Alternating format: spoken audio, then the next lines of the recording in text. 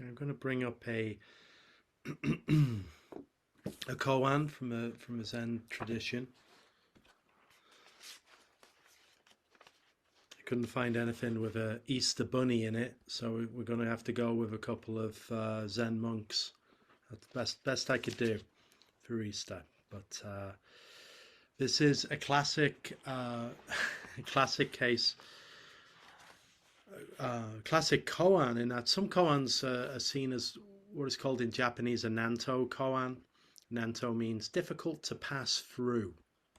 Right? So kind of koans which are difficult to pass through. There are different versions, and different koans are appreciated as nanto koans. This is one of them, and it's from the Gateless Barrier of a Gateless Gate collection, and it's called Kyogen's Man Up a Tree. Master Kyogen, Zen teacher, said, "It's like a person up a tree, hanging from a branch by their mouth. Their hands cannot grasp a branch, their feet won't reach one. Suppose there is another person under the tree who then asks them, 'What is the meaning of Buddhism?'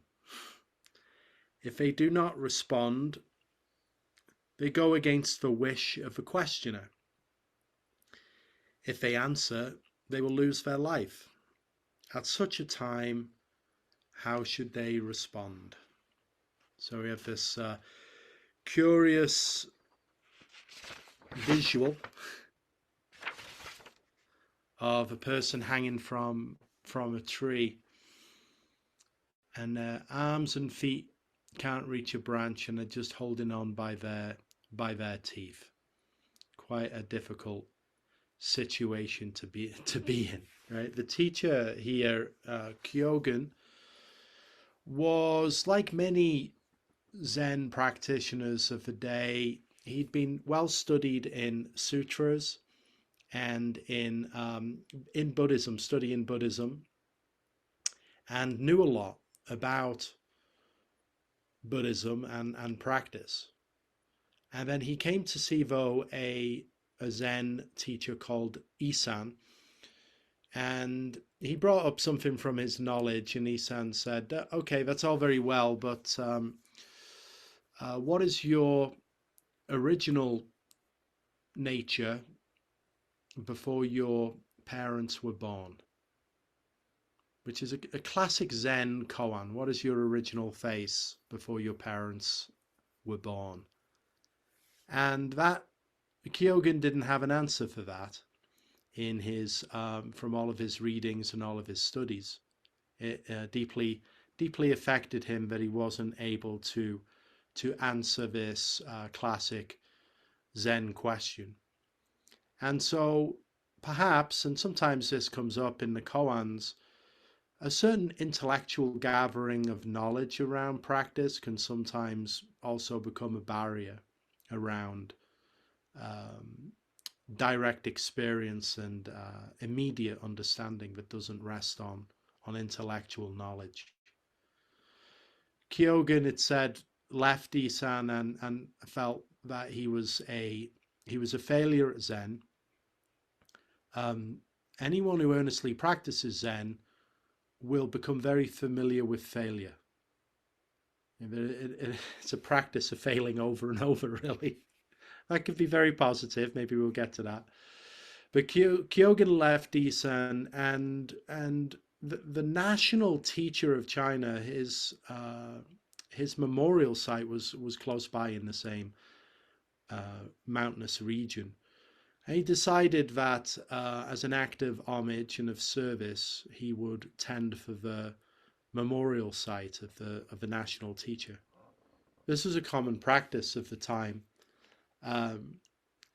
Zen, of course, in China in that time is really a fusion and an adaptation of Buddhism, Taoism, Confucianism, and maybe some other strands too of even older spiritual thought and practice. And veneration or respect for deceased ancestors ran very strongly. That still actually runs very strongly through Buddhism today and in many cultures of the world today. Right? For instance, at Yokoji, we have a founders room where the founders of the temple, Maizumi Roshi and Shiomi Roshi, their images, their photographs are in the founders room, together with Maizumi Roshi's parents and principal teachers. And every morning in training period, I go in there to offer incense. And the first thing that you say when you step in is good morning. You say good morning to everybody. It's quite nice. You just walk in, good morning. It's a little like the headmaster's office at Hogwarts. You know, you see the pictures and you're expecting that their eyes might move. You know, I used to find it a little bit creepy at one point. You know, if you go in late at night, because you feel the presence in that way. But we go in there in order to offer incense, and there's bowls of fruit, which is fresh fruit, which is offered there. It's respect and gratitude for the people that have gone before, um, in the tradition and in the lineage. So Kyogen goes off to take care of a memorial seat, the memorial of the teacher, and it's mostly cleaning work. It's mostly sweeping flat earth in order to make it, you know, beautiful where the memorial stone is, to keep it clear of weeds. And so he involves himself in this repetition of sweeping each day, spending a certain amount of time in meditation and spending a certain amount of time with a broom sweeping. Right? I brought up the fact that we're in spring now. Maybe you have some spring cleaning projects in mind, or they weren't in mind until I just brought it up, right? But maybe there's a room, like a spare room, or a guest bathroom, or there's something that needs a deeper cleaning and needs some attention. I know there's always something. So Kyogen is taking care of this simple act of sweeping. Manual practice, manual labor and work of simple work has always been highly prized in Zen. It's particularly prized, I think, some Zen centers, including this one too. There's sweeping and digging and carrying and simple physical tasks like that, which can really function as a powerful prism for mindful awareness practice. You know, when there's something that we're involved in that doesn't require a lot of extraneous thought or working out. Maybe it's something that we've done 1,000 times before. Making a cup of tea can be this way, right? Those making the coffee in the morning when we awaken. These simple tasks that are done over and over, but with mindful awareness, become an expression of meditation. Kyogen is sweeping and sweeping until one day his broom hits a pebble, and the pebble flies up and strikes a piece of bamboo. And it's said, on hearing the sound of a pebble striking bamboo, Kyogen has a very deep realization, an enlightenment experience, a falling off of the self, the dissolving of separateness from the world, however we want to put that. He has this powerful experience, and it answers his deepest questions. He writes a poem afterwards. I don't have it to hand, but I remember the first line is, "The sound of something struck, and I have forgotten all I knew." Right, so that pebble striking bamboo, the sound of something struck, and I have forgotten all I knew. It's a beautiful statement. Not I've forgotten all I knew, like I've forgotten, I've forgotten the names of my kids, or I've forgotten where I put my keys. It's not a matter of forgetting that kind of forgetting, but forgot what I knew about the understanding of the understanding of life, or what the meaning, what that rests on. the collapse of a structure or a system for understanding this. Yeah, it could be an epiphany, at least. But the collapse of an understanding that's intellectual and a deep, direct experience of being alive and awake. So he has this experience on this pebble striking the bamboo. And then it said that he made some bows in the direction of where Isan, the teacher who had asked him about his original face, towards his direction, thanking him. And then he returned and eventually became a successor of that teacher. So he arrived at a deep realization through a simple practice, almost a mindless practice. We can pay great mind to a simple practice, be mindful, but mindless in that there isn't one here experiencing something separate, but rather one here that is experiencing all of the world and even the simplest of tasks. He returns to Isan. He eventually becomes a teacher in his own right and was quite notoriously strict. I know there's a Dharma brother of his, Kyozen, who again became very realized and wrote a poem, and it's a fantastic poem about his realization. And Kyogen said, "Nah, that's good enough for understanding the Buddha, but it doesn't go far enough." So that was sort of his standard, and then Kyozen had to go off and write a better poem. So here he is, some years later, talking to a group of people, meeting. Perhaps they're sitting first, have a period of meditation. So as we're doing today, and he brings up this curious visual. Here's a person. It says it's like. What's like? So maybe we say life is like hanging on to a branch by your teeth and not being able to grab onto anything with hands and feet. Now, if we reflect on that, are there not can we relate to this situation? Is life ever this way, where it feels like we're hanging on by our teeth, by the skin of our teeth, right? That's a saying. We're holding on by the skin of our teeth. I mean, we look into the world now, it's like it does seem that things are becoming more difficult for many people, right? We have high inflation. We have this greater divide between in the wealth factor between rich and poor. Many people are just holding on in order to be able to pay the rent and put some food on the table. There's a hanging on in that way. And then we can look at it in other ways. What do we hold on to in our life? Have you ever held on to something because you insisted it was right? It's like sometimes we do that. I do that, right? I have a thesis for life, a way that I understand things and what's right, and then hold on to it, like holding on to this branch. And the whole world can disagree with me. The whole world disagrees with me, and yet I'll choose to hold on by the teeth and hold on to that sense of being right. But how long, if we put ourselves in this position of being on the branch, how long can you hold on?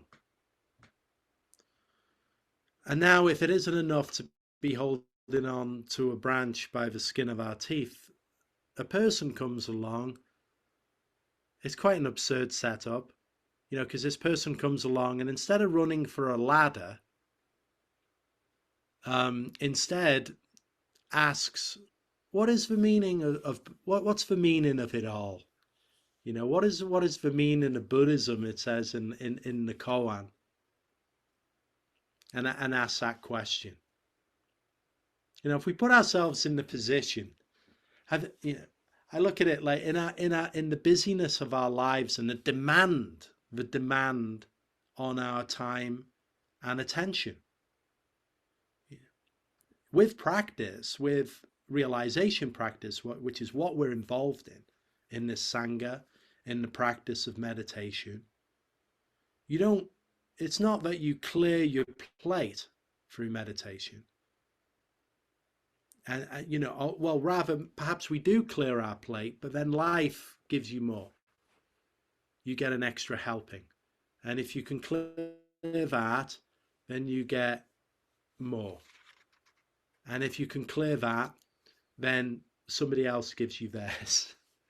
It's like life always asks, whatever one's capacity to open up to the world, then you see that life asks a lot of us in many different ways. We can decide, that's it, no more, that's it. I can't, you know, I can't take, I'm not going to take another phone call. I can't answer another email. I'm not going to, I can't do this. I can't do that. You know, and that's a natural human reaction to feeling overwhelmed. It can be that. And yet then often we're still asked over and over to give more. You know, this is a person who shows up under the tree. Sorry about that. You know, it seems like you're having some difficulty hanging there, but I have a rather urgent question to ask you. Can you help? Can you help? The person who's holding up on the tree. But again, if we return to this metaphor of holding on to something, you know, as human beings, an aspect of the human condition, as the Buddha correctly identified, everything that appears in the realm of form is impermanent. Our very bodies, everyone we know, everything that we've loved, everything that we've ever hated too. You know, all things large and small, whether they endure a short time or a long time. You know, there are houseflies that I think, you know, live for a few days. There are mountains like the San Jacintos that I'm sat on the back of. They endure for millions of years. And yet, over the span of history, over the span of time, everything that comes into being as form, everything that appears, disappears. And so it is a deep truth that really there is nothing to hold on to. There is nothing really that we can depend upon that appears as form, as something that we can see or talk to. That is a dilemma for us to know this as the human condition. It doesn't seem like, you know, the cats are, our cats are walking around here, you know, and I always notice often, particularly at times of Dharma practice, that they don't seem to be riddled with existential angst. You know, they might be thinking about dinner coming up and starting to give a little, you know, a nudge about that. But they get on with being cats through and through. And it doesn't seem to be a reflection on impermanence that's going on. But as human beings with this curious human-centric consciousness that we have, we do recognize impermanence. And again, this was the great gold for the Buddha's life, to see into that and to see there is nothing that can be depended upon in the material realm. Doesn't matter how much money, doesn't matter what I accumulate, how many houses, like, you know, whatever we can do, we enter the world with nothing and we leave the world with nothing as a form. You know, but that isn't all bad news. It's wonderful as to turn that over. There is a great positive here. That in letting go now of those things that we hold on to as fixed and enduring possessions. You know, realizing that everything that we come into contact in this world in form is fleeting, is a fleeting appearance. Everything changes, but there is something that doesn't change. Isan asked Kyogen, what is your original face before your parents were born? That original face has never changed. This original awareness, this original being. Hard to see.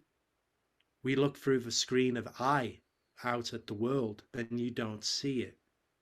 You look through the book of knowledge between the ears, and it can't be recognized. But in the practice of meditation and its expression beyond sitting and in activity, it can be realized.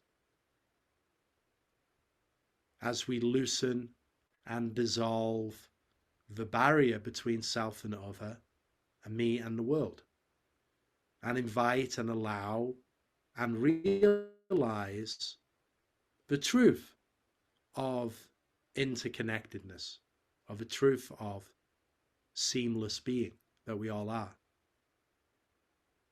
You know, Zazen, or meditation in this sense, is a letting go. The beginning of sitting, I was talking about, just, you know, give everything away with that out breath, with that exhalation. There's nothing you need in meditation. Everything that you lose, that's a bonus. Give it all away. Let it go. Open the mouth. Let go of the branch. You know, take the great trust fall of meditation. Is a wonderful trust fall into being. To hold on to nothing, no definition, no meaning, no understanding, just sitting, being as you are, through and through. The person asks, you know, the one up the tree, what is the meaning? But you can never find the meaning. It can't be handed from one to another. You know, Master Dogen has a writing called Painting of a Rice Cake. And he says that a painting of a rice cake can never satisfy hunger. Right? This is very true. You know, that old there's a famous painting. This is not a pipe. Have you seen that painting? There's a pipe that's been painted and it says, this is not a pipe. It really isn't. It's a painting of a pipe. But it's also a pipe. It's a cool painting. Right? It's like I have a glass of water here, which I'm grateful for. I can describe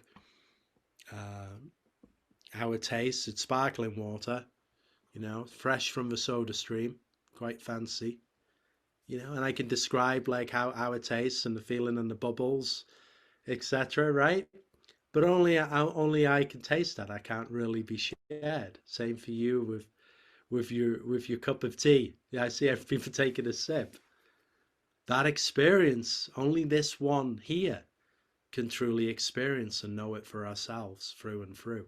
It can't be described. It can be described, but that's a description.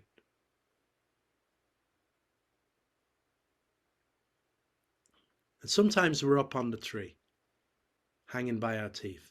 Sometimes we're the questioner beneath. Sometimes we're falling. Sometimes we're holding on. Sometimes perhaps we're the tree. In any position, in any expression, in any manifestation, that is completely the Buddha Dharma. Holding on by your teeth and struggling with your arms and legs kicking is completely the expression of the Buddha Dharma. It's not a matter of right or wrong, better and worse. Sure, we seek better circumstances. Yeah, that's it's a no-brainer in that sense. We lean in toward good and betterment. But we always find ourselves exactly as we are. However we're feeling, however this is appearing. However life is appearing, the whole world, people and things, way beyond any semblance of our control. and our infinitesimal impact in one sense, right? To allow it all, though, to let go of a branch, to allow the world to be as it is, to see it and accept it as it is. That is the practice of meditation. That is a practice of Zazen. Not as a passive acceptance of an inaction, of a kind of like, well, that's the way it is, I'll just check out. But in the realization and the allowing and the welcoming even of things as they are, in the active surrender, in the unilateral peacemaking that comes from with that realization. That's what opens the space and the freedom, opens the heart and the mind to be able to respond appropriately, to answer the questions, to act, to help, to be of use.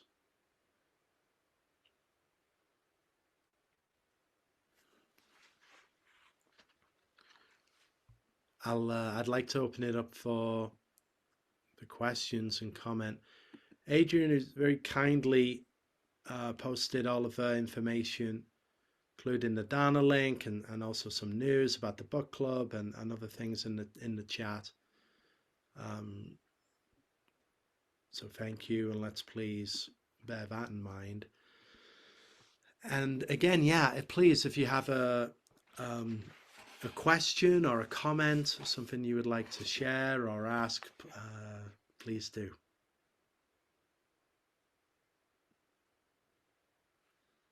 So I think perhaps to close this afternoon, we have just about 10 minutes. Let's return to our sit and practice. Let's sit with open hearts, open minds. All right, let's take the trust fall of meditation. We don't have to hold on to anything at all. Let go of the branch, the teeth, our hands, our feet, whatever we're holding on to. If we're holding on to anything, let's let go. Let's appreciate this, appreciate one another, appreciate this being time that we are.